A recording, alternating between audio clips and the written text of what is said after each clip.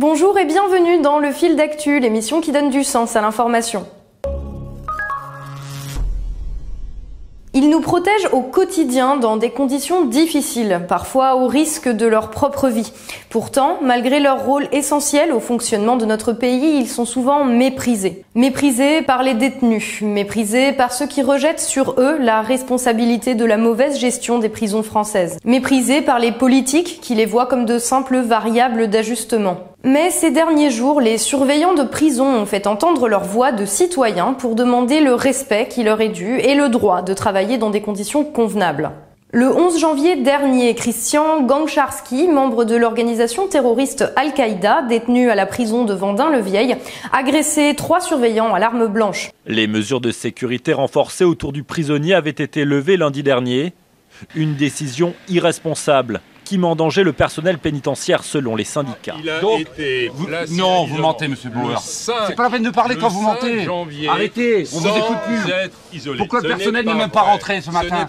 Parce qu'il préfère des sanctions plutôt que d'aller travailler dans votre établissement. Vous nous mettez tous en danger, ça fait 2 ans. Moi, ça fait une dizaine d'années que je suis dans la pénitentiaire. Je vois que le climat se dégrade à l'intérieur.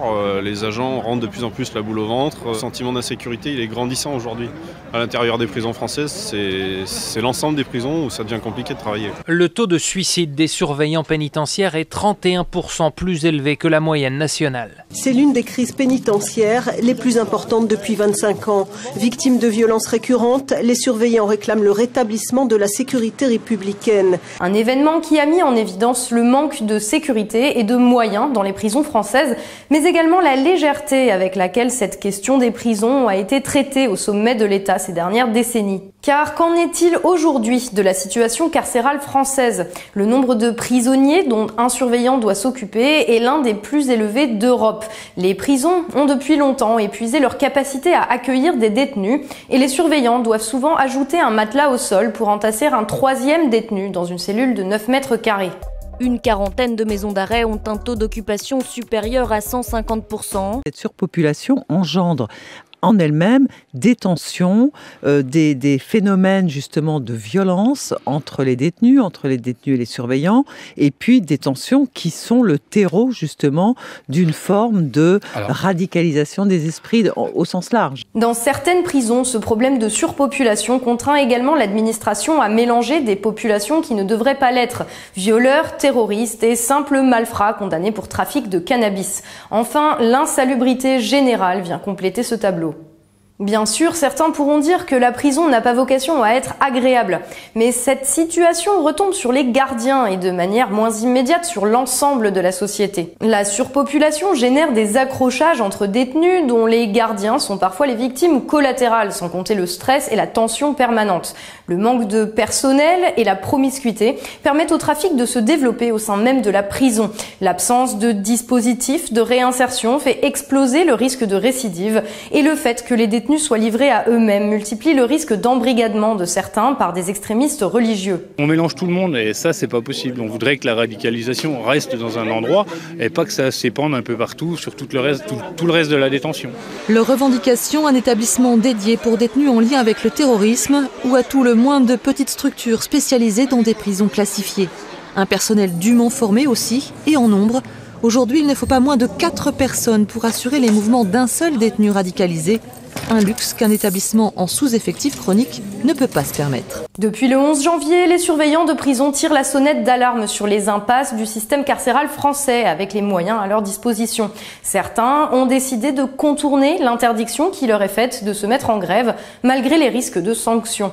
D'autres continuent le travail et protestent différemment. Tous discutent des problèmes rencontrés au quotidien et des éventuelles solutions. Mardi 23 janvier, la ministre de la Justice, Nicole Belloubet, appelait les surveillants de prison à la responsabilité. Un appel qui apparaît comme très largement déplacé et presque insultant. Car les surveillants, dans le contexte que nous venons de décrire, font précisément preuve d'un extraordinaire esprit de responsabilité. Les irresponsables dans cette affaire semblent plus être les politiques successifs qui, au fil des années, ont laissé cette situation s'installer. La surpopulation est chronique depuis des années, une trentaine d'années. La question des moyens se pose à peu près depuis la même date.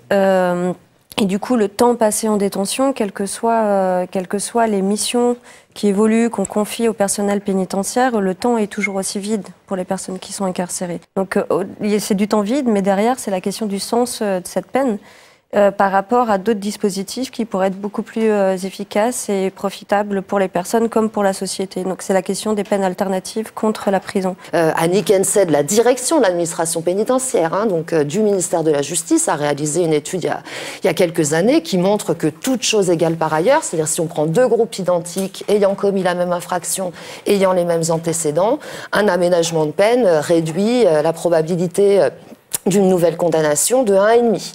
Donc oui, ça fonctionne beaucoup mieux que les sorties sèches. Des politiques qui, uniquement intéressés par les effets à court terme de leurs décisions, élections oblige, n'ont jamais pris la peine de faire les investissements nécessaires ni de mener une réflexion de fond sur l'avenir des prisons françaises. Avec, pour conséquence, une situation qui s'est lentement dégradée jusqu'à l'explosion actuelle et dont les surveillants ont payé les pots cassés dans l'indifférence de ceux qui ne voient dans la sécurité des Français qu'un argument électoral.